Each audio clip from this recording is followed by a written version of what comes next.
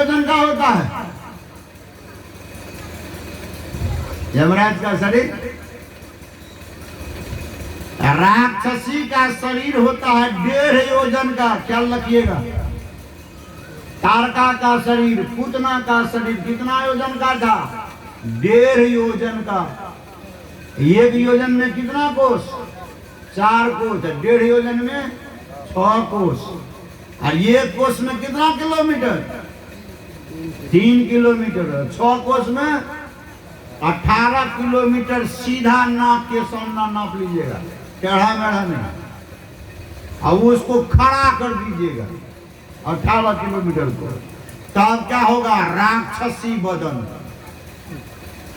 ख्याल रखिए, देखा हुआ है।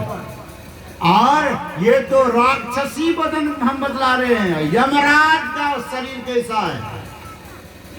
यमराज का कहा 3 योजन का शरीर होता है। 1 योजन में 4 कोष, तो 3 योजन में 12 कोष। 1 कोष में 3 किलोमीटर, 12 कोष में 36 किलोमीटर हो। 36 किलोमीटर सीधा नाप लीजिए और उसको खड़ा कर दीजिए। 36 किलोमीटर का शरीर कितना विशाल होगा? गरुड़ पुराण में लिखा हुआ, पढ़ लीजिए। यमराज का शरीर। ऐसे यमराज के पास पहुंचा कौन? नचिकेता। 3 दिन भूखे प्यासे रहा नचिकेता। तीसरे दिन जब वो यमराज का दर्शन हुआ, देखा भूखे प्यासे हमारे यहाँ 3 दिन तक पड़ा हुआ है। और क्या रे मूर्ख, तू तो 100 शरीर हमारे पास आ गया। यमराज के पास कोई 100 शरीर जाता है? आधे रास्ते तक तो कौन गई है? सत्यवान की पत्नी सावित्री गई है, आधे रास्ते तक। लेकिन यमराज के यहाँ 100 शरीर नचिकेता पहुंच गया। जैसे नचिकेता पहुंचा, 3 दिन तक उसके इनका इंतजार किया। तीसरे दिन जब मुलाकात हुई, यमराज ने कहा कि 3 दिन तक तुम भूखे प्यासे हमारे यहाँ पड़े हुए, और क्या तो तुम 100 शरीर हमारे यहाँ आ गया। 100 शरीर हमारे यहाँ कोई नहीं आता है, तो 3 वरदान तुम हमसे मांगो। तो 3 वरदान उनको दे दिए। और जैसे नचिकेता चला तो यमराज ठहाका मारा। क्या ठहाका मारा? देख कैसा पृथ्वी पर का मानव है। हम 3 वरदान मांगने के लिए कहे तो ये भी माया में पड़ के बापे के लिए मांग लिया, बादशाह के लिए ही मांग लिया, अपने लिए कुछ नहीं मांगा। नचिकेता को फिर वापस किया। सुनो नचिकेता, वापस अरे 3 वरदान दिए तो अपने पिता के लिए ही मांग लिया। अच्छा 1 वरदान और देते, लेकिन मांगना तुम अपने लिए। क्लियर भी कर।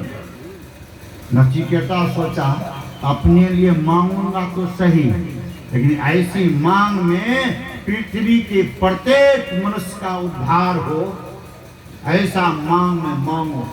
यमराज 36 किलोमीटर वाला शरीर, तब उससे मांगा कि अगर आप हमको देना चाहते हैं तो वरदान में यही दीजिए कि पृथ्वी पर का कोई भी मनुष्य आपके दहलीज पर लात नहीं रखे, यानी आपके पास नहीं आएगा। यमराज का भ्रुकुटी चढ़ गया। अरे हमको किस लिए नियुक्त किया है? हमारा धंधा चौपट, हमारा बिजनेस चौपट, हमको किस लिए नियुक्त किया? हम भी किसी को नियुक्त किए हैं। किसको? तो हमारे 2 दूत हैं, एक चंड एक प्रचंड। हमारे भी एक मुंशी हैं जिसका नाम चित्रगुप्त है। तो हमारा धंधा बंद है और सबका धंधा बंद। ऐसा वरदान तुम हम तो पहले कह दिए। आप अगर देना चाहते हैं आप वरदान में आप हमको यही दीजिए, पृथ्वी पर का कोई भी मनुष्य आपके यहाँ नहीं आवे, ऐसा कोई उपाय है तो आप बतला दीजिए। यमराज को वचन से बांध लिया। नचिकेता छोटा बालक, तो यमराज को बताना पड़ गया। तब यमराज ने कहा, वही बात जो भगवान श्री राम ने कहा, और शब्द मत्स्यपाठ से मरूप मवयम तथा रसम नित मगंधवत्स्य या अनादनंतम महत परम ध्रुवम निचातन मृत्यु मुखात प्रमुच्यते।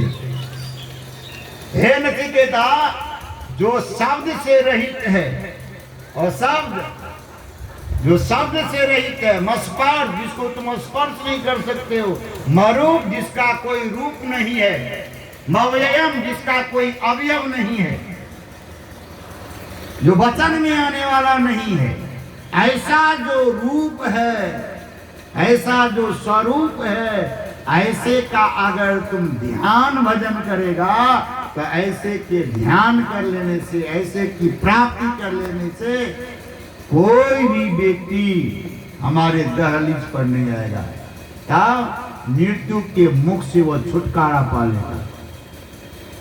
ध्रुव ने मृत्यु के मुख से छुटकारा पा लिया। ध्रुव के पास में जब भगवान के पार्षद ने विमान लेकर के आया, नंद और सुनंद ने विमान लेकर के आया, तो विमान ऊंचा था, ध्रुव नाटा था, विमान पर चढ़ता कैसे? उसी समय मृत्यु देवी आ गई, विमान के निकट बैठ गई और कहा, बेटा ध्रुव, विमान ऊंचा है, तुम नाटा है, चढ़ोगे कैसे? तो बाईं पैर हमारे सिर पर रखो और दाईं पैर विमान में रखो, विमान पर चढ़ जाओ। और कहने का मतलब, मृत्यु देवी के माथे पर पैर रख करके विमान पर चढ़ के ध्रुव लोग चले गए।